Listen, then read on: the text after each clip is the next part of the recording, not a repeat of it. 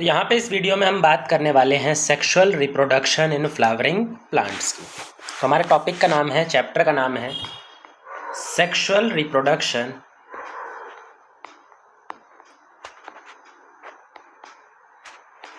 In flowering plants.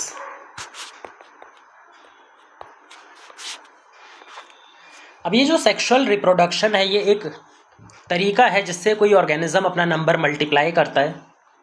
Sexual reproduction की property होती है कि इसमें दो गैमीट्स का प्रोडक्शन होता है, मेल गैमीट, फीमेल गैमीट, और ये दोनों आपस में फ्यूज़ करते हैं। मेल और फीमेल गैमीट्स आपस में फ्यूज़ करते हैं और फ्यूज़ करके एक जाइगोट बनाते हैं, और यही जाइगोट आगे चल करके एक नया ऑर्गेनिज्म प्रोड्यूस करता है। तो जहाँ पर भी ये दोनों काम दिखाई पड़ते हैं, गैमीट का फ्यूजन और जाइगोट का फॉर्मेशन, इसका मतलब वो सेक्सुअल रिप्रोडक्शन की कैटेगरी में आता है। जितने हायर प्लांट्स हैं वो भी सेक्सुअल रिप्रोडक्शन को परफॉर्म करते हैं। अब यहाँ पे हम सेक्सुअल रिप्रोडक्शन किसके अंदर बात करेंगे? एंजियोस्पर्म्स के अंदर में, जिनको दूसरा नाम बोला जाता है फ्लावरिंग प्लांट्स, क्योंकि इनकी बॉडी में फ्लावर प्रोड्यूस होते हैं। एंजियोस्पर्म्स हायर मोस्ट प्लांट हैं, जो आज के टाइम पर धरती पर सबसे ज़्यादा डोमिनेंट प्लांट कैटेगरी है वो एंजियोस्पर्म्स है। एंजियोस्पर्म्स के अंदर हमें फ्लावर प्रोड्यूस होते हुए दिखाई पड़ते हैं, फ्लावर उगते हुए दिखाई पड़ते हैं। बट जो एंजियोस्पर्म का फ्लावर है और जो इसका सेक्सुअल रिप्रोडक्शन है, इनके बीच में बहुत गहरा रिलेशन है। एंजियोस्पर्म की बॉडी में जो फ्लावर होता है वही उसका रिप्रोडक्टिव ऑर्गन होता है। ये फ्लावर ही इसका सेक्सुअल रिप्रोडक्टिव ऑर्गन होता है, यही इसका सेक्सुअल रिप्रोडक्टिव ऑर्गन होता है। सेक्सुअल रिप्रोडक्टिव ऑर्गन मतलब इसके अंदर में मेल गैमीट और फीमेल गैमीट को प्रोड्यूस करने के लिए मेल स्ट्रक्चर और फीमेल स्ट्रक्चर प्रेजेंट होता है। एक बार फ्लावर का डायग्राम बनाते हैं और फ्लावर के डायग्राम में क्या क्या चीज़ें होती हैं, कौन कौन सी कंपोनेंट मेल पार्ट होता है, कौन सा कंपोनेंट फीमेल पार्ट होता है, ये सारी चीज़ें हमें पता होनी चाहिए।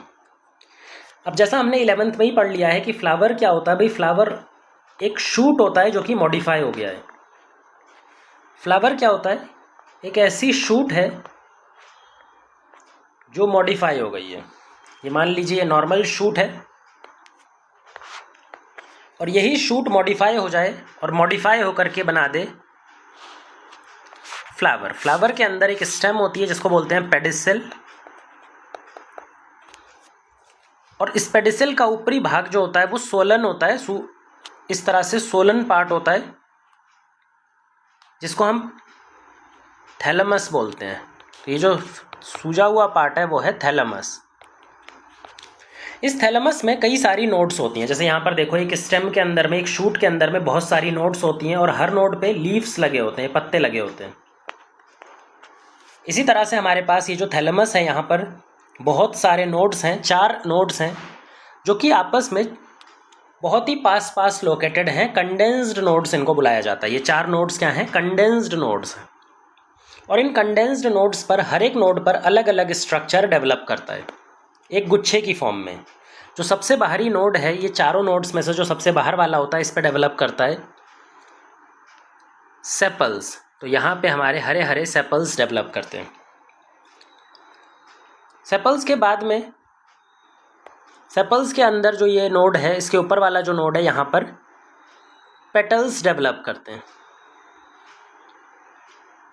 तो यहाँ पे क्या डेवलप करते हैं? पेटल्स।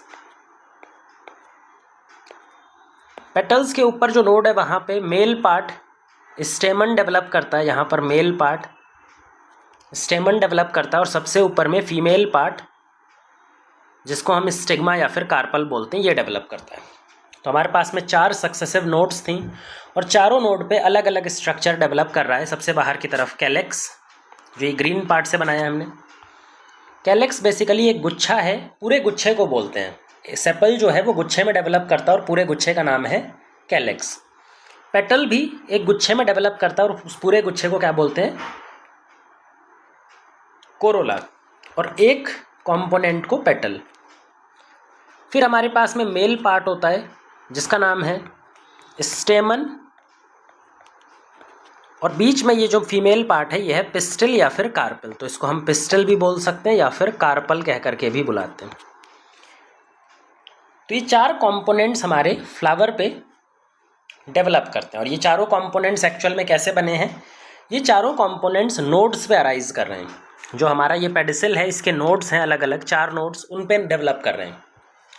ये चारों के चारों जो वर्ल्स हैं ये मॉडिफाइड लीव्स हैं। ये चारों के चारों जो वर्ल्स हैं ये एक्चुअल में क्या है? मॉडिफाइड लीव्स, मॉडिफाइड पत्ते हैं। जो यहाँ पर पत्तों की फॉर्म में थे यहाँ पर मॉडिफाई हो गए।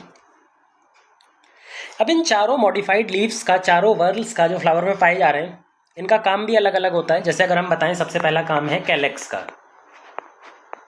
कैलेक्स का काम होता है फ्लावर को इमैच्योर स्टेज में, या फिर जो बर्ड स्टेज होता है, जो कली वाली स्टेज होता है, जब बर्ड ओपन फॉर्म में नहीं रहता, तो उस स्टेज में प्रोटेक्शन देना, इस स्टेट में उसको प्रोटेक्ट करना। दूसरा काम होता है पेटल का।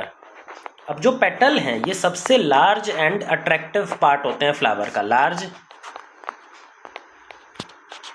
Colourful and attractive part. इन्हीं की वजह से हम फ्लावर की तरफ अट्रैक्ट होते हैं और फ्लावर को अलग अलग ओकेजन पर यूज़ करते हैं। फ्लावर का जो मेन ब्यूटी होता है वो उनके पेटल्स की वजह से ही होता है। अब ये अट्रैक्शन का मेन काम प्लांट के लिए क्यों ज़रूरी है? फ्लावर को इतना अट्रैक्टिव बनाना क्यों ज़रूरी है? ताकि प्लांट अपनी तरफ जो इंसेक्ट्स होते हैं उनको अट्रैक्ट कर सके। अब ये इंसेक्ट को अट्रैक्ट करना इतना ज़रूरी क्यों है? जब हम पॉलिनेशन पढ़ेंगे आगे चल करके तो आपको समझ में आएगा कि प्लांट की life cycle without insect operate नहीं कर सकती या फिर कंप्लीट नहीं हो सकती। प्लांट के सेक्सुअल रिप्रोडक्शन में जो इंसेक्ट्स होते हैं उनका बहुत बड़ा हाथ होता है, ठीक है। तो ये इंसेक्ट्स को अट्रैक्ट करते हैं। लेकिन इंसेक्ट्स के अलावा जो दूसरे एनिमल्स होते हैं वो भी प्लांट की तरफ अट्रैक्ट होते हैं। इवन ह्यूमन बीइंग्स भी जो पेटल्स होते हैं उन्हीं की तरफ मेजरली अट्रैक्ट होते हैं जब हम फ्लावर को देखते हैं। यही पेटल हमारा मेन रीज़न है कि क्यों हम फ्लावर को अपनी फीलिंग्स एक्सप्रेस करने के लिए यूज़ करते हैं। ये इतना ब्यूटीफुल होता है कि ह्यूमंस इसको अपनी फीलिंग्स एक्सप्रेस करने के लिए यूज़ करता है। लाइक रिलीजियस सेरेमनी में, कोई भी रिलीजियस फंक्शन होता होगा, गेंदे का फूल हम यूज़ करते हैं, गुलाब का फूल यूज़ करते हैं लव को एक्सप्रेस करने में, ग्रीफ को एक्सप्रेस करने में, सॉरो को एक्सप्रेस करने में, एट्सेट्रा। तो ह्यूमन बीइंग हमेशा अपनी फीलिंग्स को एक्सप्रेस करने के लिए इन फ्लावर्स का इस्तेमाल करते हुए आया है। और एक्चुअल में फ्लावर के कौन से पार्ट इसके लिए रिस्पॉन्सिबल है? पेटल। पर मेन काम पेटल का इंसेक्ट को अट्रैक्ट करना है, ना कि ह्यूमंस को अट्रैक्ट करना है। वो आगे हम देखते हैं। अब चाहे हम पेटल की बात करें, चाहे हम सेपल की बात करें, इन दोनों से ही किसी भी तरह का गैमीट फॉर्मेशन नहीं होता। इन दोनों में ही गैमीट फॉर्मेशन देखने को तो नहीं मिल रहा। भाई जो सेक्सुअल रिप्रोडक्शन होता है उसके अंदर में सबसे इम्पॉर्टेंट स्टेप है गैमीट का फॉर्मेशन। लेकिन ना तो सेपल गैमीट फॉर्म कर रहा है, ना फिर पेटल गैमीट फॉर्म कर रहा है। अगर ये दोनों गैमीट का प्रोडक्शन कर ही नहीं रहे हैं, इसका मतलब ये दोनों डायरेक्टली सेक्सुअल रिप्रोडक्शन को अफेक्ट नहीं करते, डायरेक्टली सेक्सुअल रिप्रोडक्शन में इन्वॉल्व नहीं होते हैं। तो ना तो पेटल डायरेक्टली सेक्सुअल रिप्रोडक्शन में इन्वॉल्व होता है और ना ही सेपल डायरेक्टली सेक्सुअल रिप्रोडक्शन में इन्वॉल्व होता है।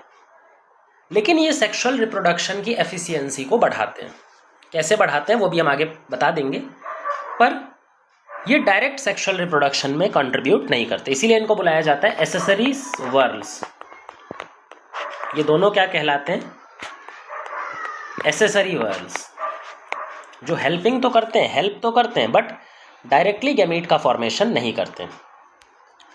जबकि अगर हम बात करें दो बाकी जो हमारे वर्ल हैं, जिसमें हमारे पास में स्टेमन का गुच्छा आता है, स्टेमन के गुच्छे को हम बोलते हैं एंड्रोइशियम। जो स्टेमन का पूरा गुच्छा होता है उस पूरे गुच्छे को हम एंड्रोइशियम बोलते हैं। इसी तरह से जो पिस्टिल होती है, वो भी पिस्टिल या फिर कार्पल जो होता है वो भी एक गुच्छे की फॉर्म में होता है, जिसको हम बोलते हैं गाइनोइशियम। तो जो ये गुच्छे की फॉर्म में होता है इसको बोलते हैं गाइनोइशियम। एंड्रोइशियम और गाइनोइशियम दोनों गैमीट का प्रोडक्शन करते हैं। दोनों एक्चुअल में गैमीट फॉर्मेशन परफॉर्म कराते हैं। जो स्टेमन होता है वो मेल गैमीट प्रोड्यूस कराता है और जो पिस्टिल होता है वो फीमेल गैमीट प्रोड्यूस कराता है। तो ये भी गैमीट प्रोड्यूस कराता है, ये भी गैमीट प्रोड्यूस कराता है। इसी वजह से जो हमारा एंड्रोइशम और गाइनोइशम जो वर्ल है, जो गुच्छा है, उसको हम रिप्रोडक्टिव वर्ल में काउंट करते हैं। तो ये दोनों हमारे कौन से में काउंट किए जाते हैं? Reproductive whorl. Actual sexual reproduction इन्हीं के थ्रू होता है, यही डायरेक्टली कंट्रोल उसको कर रहे होते हैं। ये तो बात हो गई हमारी फ्लावर क्या होता है, फ्लावर किस तरह से, उसके अंदर में क्या क्या कंपोनेंट्स प्रेजेंट होते हैं। अब बात करते हैं कि इस पूरे चैप्टर में हम जो सेक्सुअल रिप्रोडक्शन पढ़ने वाले हैं, वो सेक्सुअल रिप्रोडक्शन को हम 3 स्टेप में पढ़ेंगे। पूरे सेक्सुअल रिप्रोडक्शन को हम इसमें 3 स्टेप में पढ़ेंगे। फ्लावर का जो सेक्सुअल रिप्रोडक्शन है वो 3 स्टेप कौन कौन से होंगे? सबसे पहला है फर्टिलाइजेशन से पहले। फर्टिलाइजेशन यानी कि जब गैमीट फ्यूज होता है और फ्यूज होकर के जाइगोट बनाता है। फर्टिलाइजेशन सेक्सुअल रिप्रोडक्शन का एक बहुत इंपॉर्टेंट स्टेप है। जो भी ऑर्गेनिज्म सेक्सुअली रिप्रोड्यूस करना चाहता है, वहाँ पर गैमीट्स का फर्टिलाइजेशन इन्वॉल्व होना ही चाहिए। मतलब फर्टिलाइजेशन तो एक असेंशियल स्टेप हो गया। और फर्टिलाइजेशन से पहले जितने भी काम होते हैं उनको हम रखते हैं प्री फर्टिलाइजेशन इवेंट्स में। तो फर्टिलाइजेशन के पहले जितने भी काम होंगे उनको हम कहाँ रखेंगे? Pre fertilization events, steps. और फर्टिलाइजेशन होने के बाद जितना भी काम होगा उसको हम रखते हैं पोस्ट फर्टिलाइजेशन इवेंट्स। तो post fertilization events. Pre fertilization events में क्या क्या होना चाहिए? प्री फर्टिलाइजेशन इवेंट्स में 2 मेन काम होता है। पहला, गैमीट का प्रोडक्शन, मेल गैमीट का फॉर्मेशन, मेल गैमीट का प्रोडक्शन। और दूसरा, फीमेल गैमीट का प्रोडक्शन या फीमेल गैमीट का फॉर्मेशन। तो जो पहला काम होता है प्री फर्टिलाइजेशन का, वो है दोनों गैमीट्स का फॉर्मेशन, मेल फीमेल गैमीट्स का फॉर्मेशन। एक बार दोनों गैमीट्स बन गए, फिर इन दोनों गैमीट्स को हमें फिजिकली पास लेकर के आना होता है, दोनों को साथ साथ लेकर के आना होता है। क्योंकि जब हम दोनों को पास लेकर के आएंगे, उसी के बाद दोनों के बीच में फर्टिलाइजेशन पॉसिबल है। तो दूसरा स्टेप होता है दोनों गैमीट्स को पास पास लेकर के आना, जो कि कौन करवाता है? पॉलिनेशन के थ्रू। यदि क्या होता है पॉलिनेशन, इस पर ध्यान मत दो। सिंपल सा पॉलिनेशन क्या है? जो दोनों गैमीट्स हैं, मेल और फीमेल गैमीट्स, उनको पास में लेकर के आने का काम इसका होता है, उनको टुगेदर लाने का काम होता है, क्लोज लाने का काम होता है। एक बार जब दोनों गैमीट्स पास पास आ जाते हैं, मेल और फीमेल गैमीट्स, तो दोनों के बीच में फ्यूजन होता है। फ्यूजन होने की वजह से जाइगोट का फॉर्मेशन होता है। अब ये जो जाइगोट है, इसी जाइगोट में हमें पोस्ट फर्टिलाइजेशन इवेंट्स दिखाई पड़ते हैं। पोस्ट फर्टिलाइजेशन यानी जितना भी चेंजेस एक फ्लावर के अंदर में, एक जाइगोट के अंदर में फर्टिलाइजेशन के बाद में दिखाई देने वाला है, वो सब का सब पोस्ट फर्टिलाइजेशन इवेंट्स में काउंट किया जाएगा। तो पोस्ट फर्टिलाइजेशन इवेंट्स के दौरान जो जाइगोट होता है, वो जाइगोट बनाता है एम्ब्रियो। वो जाइगोट क्या बना देता है? एम्ब्रियो। और ये एम्ब्रियो हमारे प्लांट्स में कहाँ पर प्रेजेंट होता है? ये एम्ब्रियो हमारे प्लांट्स में सीड के अंदर में प्रेजेंट होता है। एक स्ट्रक्चर होता है जिसको बोलते हैं सीड। इस सीड के अंदर में डोरमेंट फॉर्म में या फिर इनएक्टिव स्टेट में हमारा जो एम्ब्रियो होता है वो पड़ा रहता है। और जब टाइम आता है तो वहाँ से ये जर्मिनेट करता है और जर्मिनेट करके नया प्लांट डेवलप करता है। तो यहाँ से जर्मिनेट करके नया प्लांट डेवलप कर सकता है। अब ये जितना भी काम चल रहा है, ये सारा का सारा जो काम चल रहा है, चाहे गैमीट्स का फॉर्मेशन हो, फर्टिलाइजेशन हो और सीड का फॉर्मेशन, ये सारा का सारा फ्लावर के इर्द गिर्द ही घूमने वाला है। सब कुछ हमारा फ्लावर से रिलेटेड ही रहेगा, क्योंकि ये सारा काम फ्लावर से रिलेटेड होता है, फ्लावर के आसपास ही घूमता है। इसीलिए अगर हम एक साइंटिफिक मैनर में बात करें, साइंस की लैंग्वेज में बात करें, तो जो भी हमारे एम्ब्रियोलॉजिस्ट होते हैं, प्लांट एम्ब्रियोलॉजिस्ट मतलब जो प्लांट्स के डेवलपमेंट को स्टडी करते हैं, प्लांट्स की रिप्रोडक्शन को स्टडी करते हैं, तो उनके अकॉर्डिंग जो फ्लावर है, flower are organs of morphological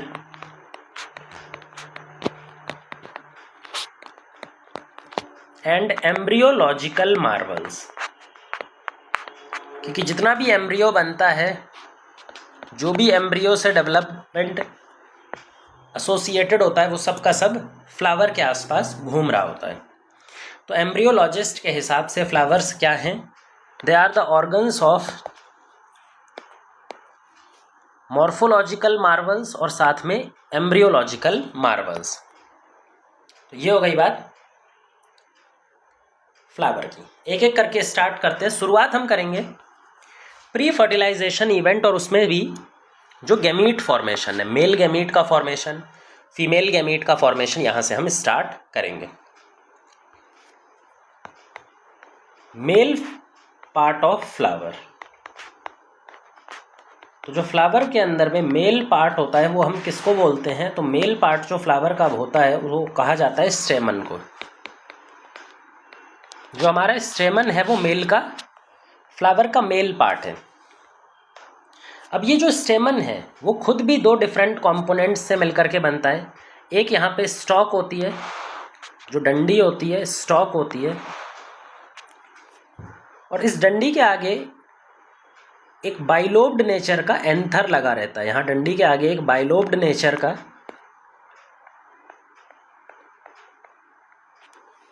anther लगा होता है। तो यहाँ पर दो कंपोनेंट हो गए स्टेमन के। ये जो स्टॉक है जिसको हम फिलामेंट बोलते हैं, और इसके ऊपर में एक बाइलोब्ड एंथर लगा होता है।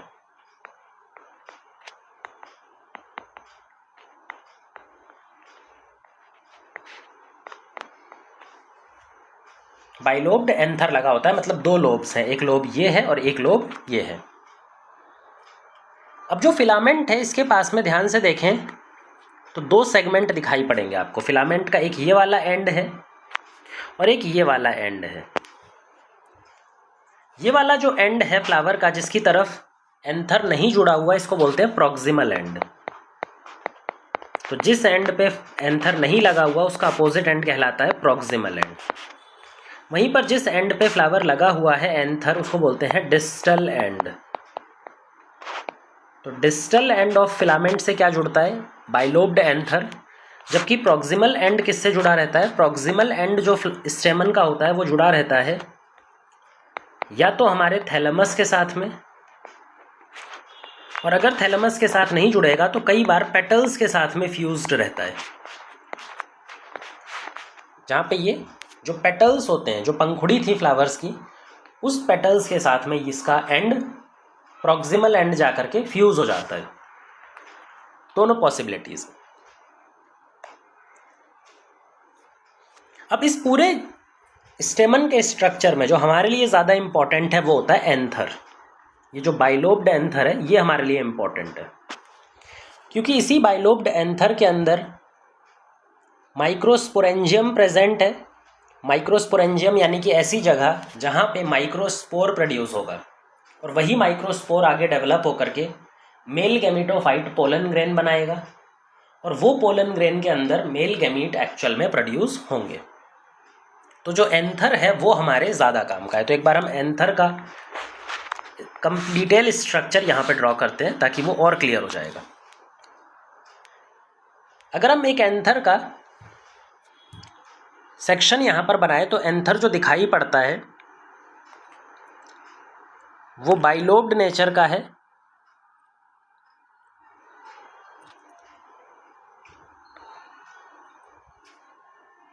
और दोनों लोब्स के अंदर में एक डिप्रेशन दिखाई पड़ता है, एक इलोंगेटेड डिप्रेशन या फिर दरार दिखाई पड़ती है, जो कि लॉन्गिट्यूडनली या फिर लेंथ वाइज दोनों लोब्स के अंदर मूव करती है। ये जो दरार होती है या फिर ये जो लाइन है, डिप्रेशन है, इसको बोलते हैं लाइन ऑफ डीहेसेंस। सो ये क्या है? Line of dehiscence. अगर इसको हम 3 डायमेंशनल स्ट्रक्चर ड्रॉ करें, यहाँ पे इसको खोल के ड्रॉ करेंगे तो ये कुछ इस तरह का दिखाई पड़ेगा।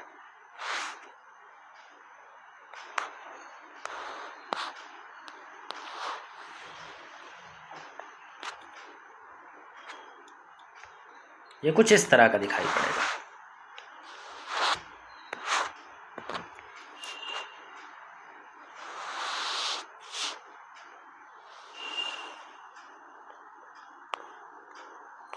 ये यहाँ पे हमारा एक लोब ये है और एक लोब ये है।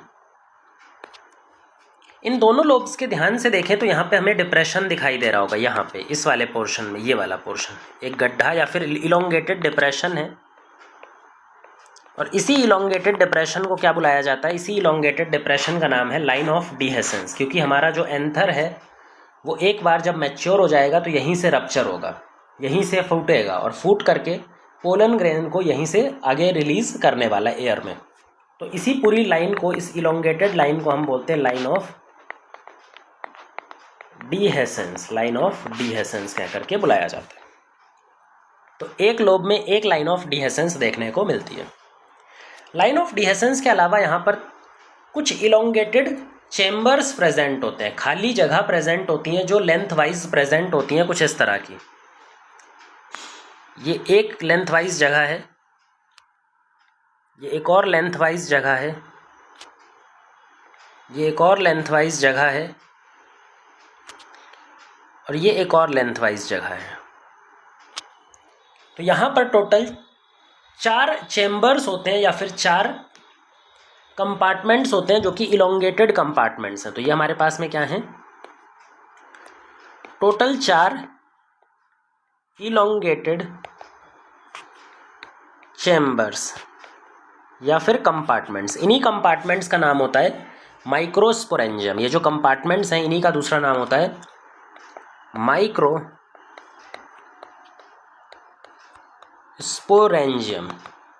माइक्रोस्पोरेंजियम यानी कि ये ऐसी जगह है, ऐसे खाली चेम्बर्स हैं जहाँ पर आगे चल करके माइक्रोस्पोर का डेवलपमेंट होगा। आगे चल करके यहाँ पे किसका डेवलपमेंट होगा? माइक्रोस्पोर का डेवलपमेंट होगा।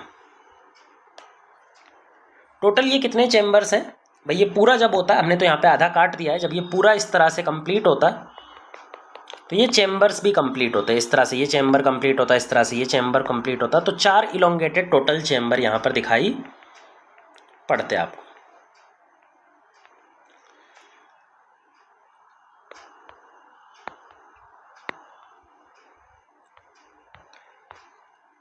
तो एंथर क्या हो जाएगा? एंथर के अंदर में टोटल माइक्रोस्पोरेंजियम कितने हैं? टोटल माइक्रोस्पोरेंजियम 4 हैं। 2 इधर हैं, एक चेम्बर एक लोब में और 2 एक लोब में हैं। तो एंथर जो अभी तक हम बाई लोब्ड बता रहे थे, इसके अंदर में 4 चेम्बर्स भी प्रेजेंट हैं, 4 माइक्रोस्पोरेंजियम प्रेजेंट हैं। इसी वजह से हम इसको टेट्रास्पोरेंजिएट भी बोलते हैं। टेट्रा स्पोरेंजिएट मतलब 4 माइक्रोस्पोरेंजियम यहाँ पर प्रेजेंट रहते हैं।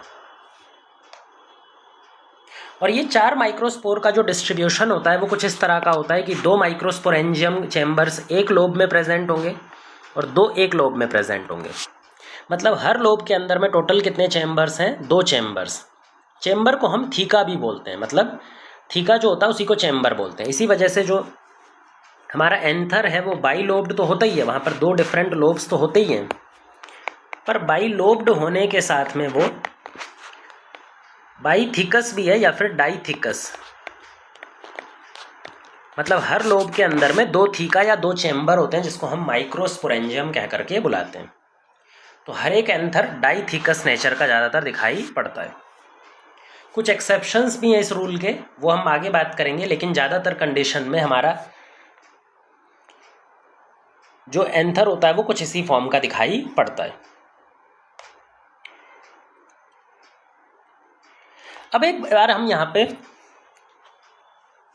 जो एंथर है उसका ट्रांसवर्स सेक्शन देखते हैं। ट्रांसवर्स सेक्शन में किस तरह की सेल का लेयर अरेंजमेंट होता है, सेल लेयर अरेंजमेंट एंथर के अंदर में माइक्रोस्पोरेंजियम के आसपास दिखाई पड़ता है, वो सारी चीज़ें यहाँ पे अब हमें समझनी है कि जो टोटल अरेंजमेंट है वो किस तरह का यहाँ पे बनने वाला है। तो अगर हम यहाँ पे एक ट्रांसवर्स सेक्शन लें, टीएस सेक्शन लें ऑफ एन एंथर, उसका एक टीएस सेक्शन लेते हैं। तो जब टीएस सेक्शन आप काटोगे तो कुछ इस तरह का टीएस सेक्शन आपको दिखाई देगा।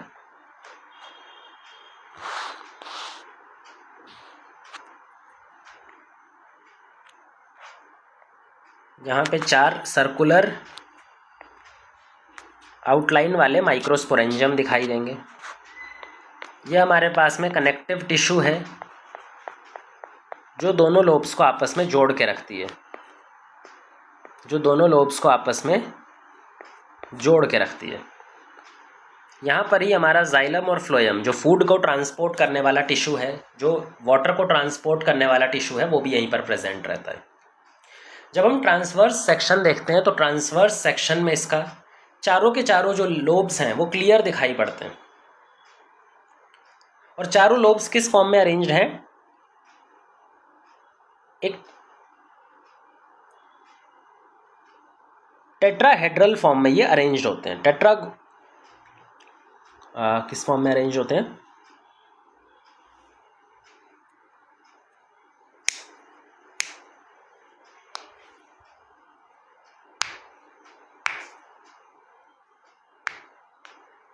Four sided. अगर आप यहाँ पे ध्यान देखें तो यहाँ पे तो हमारा टोटल 4 साइड होती हैं, या फिर टेट्रागोनल नेचर का ये होता है। 4 साइड्स हैं, 1 2 3 4 साइड्स यहाँ पे प्रेजेंट होती हैं, तो टेट्रागोनल नेचर का होता है। इन टेट्रागोनल नेचर में हमें टोटल 4 माइक्रोस्पोरेंजियम दिखाई देते हैं। और अगर इन माइक्रोस्पोरेंजियम की बात करें तो ये क्लियरली आउटलाइन दिखाई देगी इनकी सर्कुलर, एक बाहरी आउटलाइन या फिर एक ट्रांसवर्स सेक्शन की आउटलाइन कैसी दिखाई देती है? सर्कुलर आउटलाइन वो दिखाई पड़ती है। अब ये जो सर्कुलर आउटलाइन है, इसके ऊपर में जो मेम्ब्रेन की लेयर्स हैं, कौन कौन सी मेम्ब्रेन इसके ऊपर में प्रेजेंट होती हैं, इस सर्कुलर जो माइक्रोस्पोरेंजियम है इसको कौन सी लेयर्स कवर करके रखती हैं, वो समझते हैं। भाई हर एक माइक्रोस्पोरेंजियम के पास हमें 4 डिस्टिंक्ट लेयर्स देखने को मिलती हैं। सबसे ऊपर वाली लेयर होती है एपिडर्मिस, जो कि कॉमन लेयर है। भाई वो पूरे एंथर के ऊपर में एक सिंगल कॉमन लेयर इसकी फॉर्म में इस तरह से अरेंज रहती है।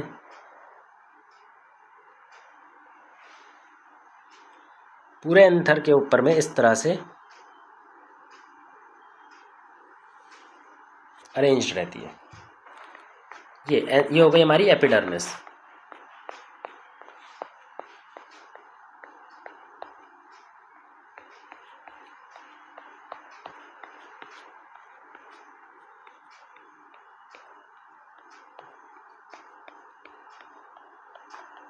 ये क्या हो गई? एपिडर्मिस।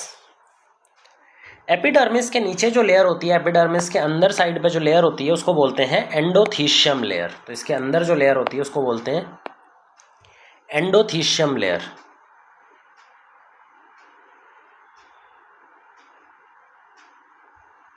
ये भी एक कॉन्टिन्यूस लेयर होती है, पूरे साइटोप्लाज्म पे कवर करके रखे होती है।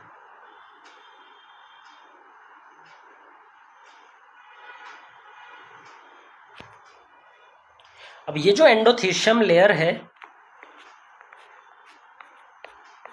इसके सेल बहुत यूनिक प्रॉपर्टी शो करते हैं। इसके सेल क्या करते हैं? यूनिक प्रॉपर्टी ऑब्जर्व करी जाती है इनके अंदर में। क्या है वो यूनिक प्रॉपर्टी, उसकी भी बात करते हैं।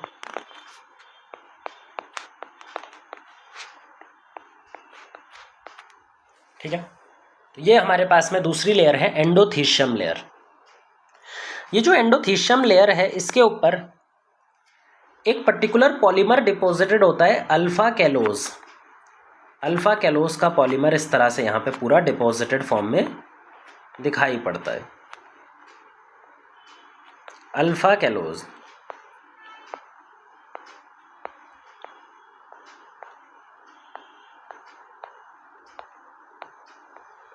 अब ये है अल्फा कैलोज। अल्फा कैलोज बहुत इंपॉर्टेंट काम करता है। ये एक हाइग्रोस्कोपिक पॉलीमर होता है। एंडोथीशियम की जो वॉल होती है, एंडोथीशियम की जो लेयर है उसके ऊपर में जो सेकंड लेयर है उसके सेल के ऊपर में अल्फा कैलोज की लेयर डिपॉजिटेड फॉर्म में दिखाई पड़ती है। ये जो हमारे पास में वाइट कलर से हमने बनाया है, ये अल्फा कैलोज सेल्यूलोज है, जो कि हाइग्रोस्कोपिक पॉलीमर है। पानी को एब्जॉर्ब करता है और पानी को लूज़ करता है। जब भी पानी को एब्जॉर्ब करता है और पानी को लूज़ करता है तो इसका शेप मॉडिफाई हो जाता है, चेंज होता है, और उसी शेप चेंज की मॉडिफिकेशन की वजह से अल्टीमेटली जो एंथर का रप्चर होता है, एंथर का जो डिहेसेंस होता है, वो पॉसिबल हो पाता है। तो यहाँ पे लेबल कर देते हैं, सबसे बाहर वाली लेयर है एपिडर्मिस और उसके अंदर वाली लेयर है एंडोथीशियम, जिसके सेल की लेयर में अल्फा सेल्यूलोज डिपॉजिटेड है।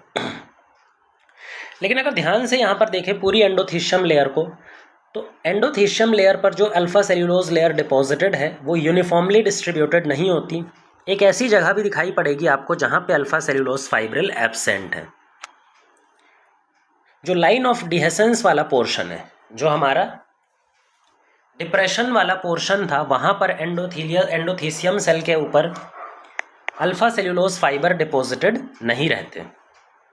क्योंकि यहाँ पे अल्फा सेल्यूलोज फाइबर डिपॉजिटेड ही नहीं है, तो जब भी हमारा डिहाइड्रेटेड कंडीशन बनेगी, वाटर कम होगा, तो हमारा एंथर इसी पोजीशन से रप्चर करता है, इसी पोजीशन से फट जाता है, यहाँ से और यहाँ से। किस पोजीशन से? इस वाली स्पेसिफिक पोजीशन से, क्योंकि यहाँ पे अल्फा सेल्यूलोज फाइबर नहीं है। इसी वजह से जो डिप्रेशन बना है इसका नाम है लाइन ऑफ डिहेसेंस, लाइन ऑफ डिहेसेंस या फिर स्टोमियम, लाइन ऑफ डिहेसेंस या फिर स्टोमियम। तो ये दो लेयर्स हो गई, बाहर वाली एपिडर्मिस, फिर एंडोथीशियम। एंडोथीशियम के बाद में हमारे पास कुछ मल्टीपल लेयर्स होती हैं जिनको हम मिला करके बोलते हैं मिडिल लेयर्स। तो यहाँ पे कुछ मल्टीपल लेयर्स प्रेजेंट होती हैं, जिन मिडिल लेयर्स को मिला करके बोला जाता है,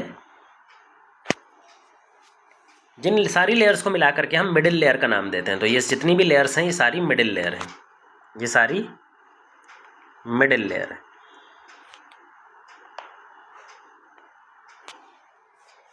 ये सारी मिडिल लेयर्स हैं। अब मिडिल लेयर्स का काम होता है प्रोटेक्शन देना और डिहेसेंस में मदद करना। तो चाहे हम यहाँ पर ये जो लेबल कर देते हैं पहले इसको, ये भी क्या है? Middle layer. अब ये जो ऊपर वाली तीनों लेयर्स हैं, चाहे हम एपिडर्मिस की बात करें, एंडोडर्मिस की बात करें या मिडिल लेयर की बात करें, ये तीनों मिल करके एंथर को प्रोटेक्शन देती हैं, माइक्रोस्पोरेंजियम को प्रोटेक्शन देती हैं, जिस माइक्रोस्पोरेंजियम में धीरे धीरे पोलन ग्रेन आगे चल करके डेवलप होने वाला है। इसके अलावा डिहेसेंस में मदद करती हैं, जो इसका रप्चर होता है, एंथर का रप्चरिंग जो होती है उसमें भी मदद करती हैं सही टाइम पे। यहाँ पर एक और एडिशनल लेयर होती है जिसके बारे में हमें ध्यान देना है, जो बहुत इंपॉर्टेंट लेयर है। एक एडिशनल लेयर भी प्रेजेंट होती है, जिस एडिशनल लेयर का नाम है टेपिटम।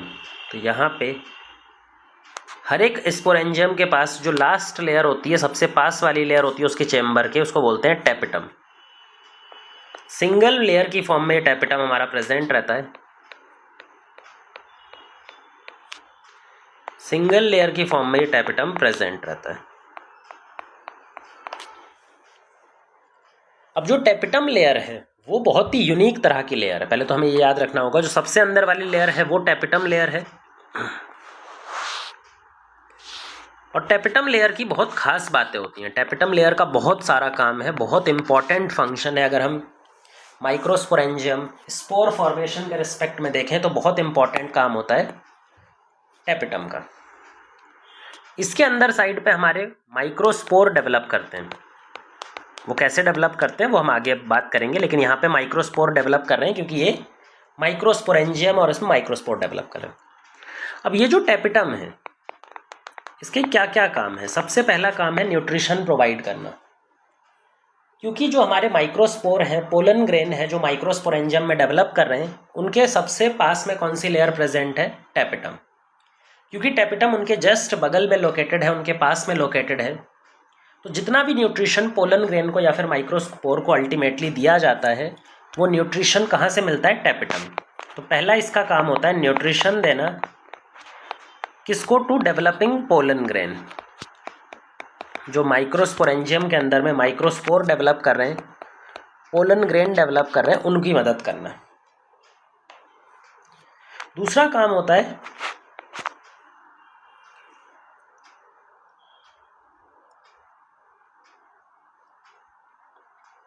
बहुत सारे एंजाइम और बहुत सारे प्रोटीन को सिक्रीट करना अंदर की तरफ, बहुत सारे एंजाइम को सिक्रीट करना, प्लस अलग अलग तरह की चीज़ों को, प्रोटीन को सिक्रीट करना अंदर की तरफ। कई सारे प्रोटीन्स, कई सारे एंजाइम को ये सिक्रेट करता है। जैसे कुछ मटेरियल्स की बात करें तो स्पोरोपोलिनिन नाम का एक मटेरियल आगे हम पढ़ने वाले हैं। स्पोरोपोलिनिन नाम का एक पॉलीमर हम आगे पढ़ने वाले हैं, वो ये सिक्रेट करता है। एक एंजाइम सिक्रेट करता है, कैलेज एंजाइम। ऐसे ही बहुत सारे एंजाइम है, लेकिन एक एंजाइम हमें ध्यान देना है, कैलेज एंजाइम। एक पोलन किट होती है, वो भी यही सिंथेसाइज करता है। तो पोलन किट क्या है, कैलेज क्या है, स्पोरोपोलिनिन क्या है, वो आगे देखने वाले हैं। लेकिन ये सारी चीज़ें कौन सिंथेसाइज करता है, कौन सिक्रेट करता है? टैपेटम सिक्रेट करता है। क्योंकि टैपेटम को बहुत सारे काम करने हैं, मल्टीपल चीज़ों बनानी है, मल्टीपल प्रोटीन्स बनाने हैं, एंजाइम बनाने हैं, उनको सिक्रेट करना है। इसलिए टैपेटम ने अपने अंदर क्या किया है, टैपेटम ने अपने अंदर मल्टी न्यूक्लिएट कंडीशन डेवलप कर लेता है। जितने ज़्यादा न्यूक्लियस होंगे, प्रोटीन फॉर्मेशन भी उतनी फास्टली हो पाएगा, उतना ज़्यादा तेज़ी से प्रोटीन फॉर्मेशन होगा। मल्टी न्यूक्लिएटेड के अलावा पॉलीप्लॉइडी, इसके अंदर में जो क्रोमोसोम का भी नंबर होता है, क्रोमोसोम का भी जो लेवल होता है, वो नॉर्मल सेल से ज़्यादा होता है। तो polyploidy plus multi nucleated condition यहाँ पर दिखाई पड़ती है। अगर हम यहाँ पे कुछ इस तरह का बना लें, तो यहाँ पे जो सेल हैं वहाँ पर एक से ज़्यादा न्यूक्लियस हैं, और हर न्यूक्लियस में क्रोमोसोम का नंबर भी ज़्यादा रहता है नॉर्मल सेल के कंपैरिजन में। पॉलीप्लॉइड कंडीशन वहाँ पर दिखाई पड़ती है।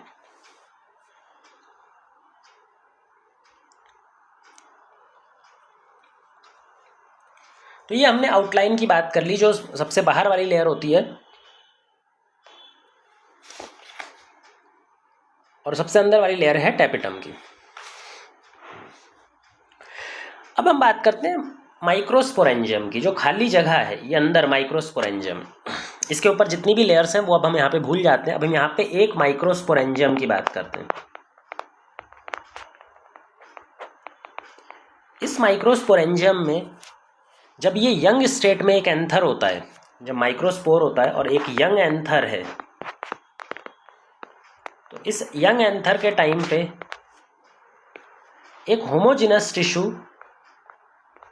आकर के इस माइक्रोस्पोर के बीच में आकर के ऑक्यूपाई कर लेता है। उस होमोजिनस टिश्यू का नाम होता है स्पोरोजिनस टिश्यू। तो इस टिश्यू का नाम क्या है? स्पोरोजिनस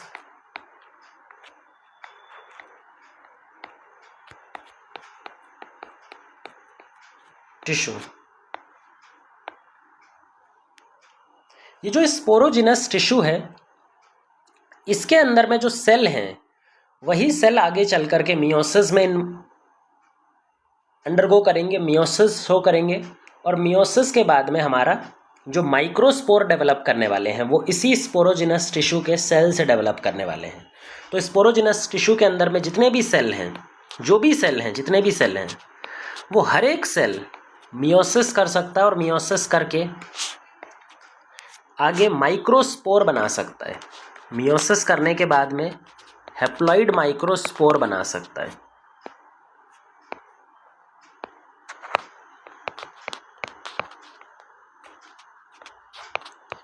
क्योंकि ये स्पोरोजिनस टिश्यू के जो सेल हैं ये मियोसिस कर सकते हैं, और मियोसिस करने के बाद में हैप्लॉइड स्पोर बना सकते हैं, माइक्रोस्पोर बना सकते हैं। इसी वजह से जो स्पोरोजिनस टिश्यू के सेल होते हैं उनको बुलाया जाता है पोलन मदर सेल या फिर potential pollen. Pollen mother cell या फिर पोटेंशियल पोलन, क्योंकि यही माइक्रोस्पोर आगे चल करके पोलन ग्रेन डेवलप करते हैं। तो ये जो पोलन मदर सेल है या स्पोरोजिनस टिश्यू के सेल हैं, इनको हम पोलन मदर सेल या फिर माइक्रोस्पोर मदर सेल या फिर पोटेंशियल पोलन कह करके बुलाते हैं। अब जैसे जैसे ये हमारा एंथर मैच्योर होता जाएगा, यहाँ पे हम अगर एंथर बना लें, जैसे जैसे एंथर मैच्योर होगा तो जो माइक्रोस्पोरेंजियम के अंदर में स्पोरोजिनस टिश्यू है, स्पोरोजिनस टिश्यू के सेल हैं, वो धीरे धीरे मॉडिफाई होकर के क्या बना देंगे? पोलन ग्रेन में डेवलप हो जाएंगे। वो बहुत सारे पोलन ग्रेन बना देंगे। जब हमारे स्पोरोजिनस टिश्यू के सेल्स पोलन ग्रेन बना देते हैं तो हमारा ये जो माइक्रोस्पोरेंजियम है वो कन्वर्ट हो जाता है पोलन सैक में, वो मैच्योर हो जाता है और मैच्योर होकर के पोलन चेम्बर या फिर पोलन सैक का प्रोड्यूस कर देता है। तो ये पोलन सैक या फिर पोलन चेम्बर किस तरह से डेवलप हुए हैं? From maturation of microsporangium. जो माइक्रोस्पोरेंजियम चेम्बर्स थे उन्हीं के मैच्योरेशन से हमारे पोलन सैक डेवलप हुए हैं। आगे चल करके हम बात करने वाले हैं कि किस तरह से पोलन मदर सेल से माइक्रोस्पोर बनता है, फिर माइक्रोस्पोर से आगे मेल गैमीट फॉर्म होता है। तो यहाँ पे हमने बात कर ली है जो मेल पार्ट था स्टेमन, उसके अंदर एंथर, और एंथर का टीएस ट्रांसवर्स सेक्शन कैसा होता है वो हमने यहाँ पे सारा डिस्कस कर लिया है।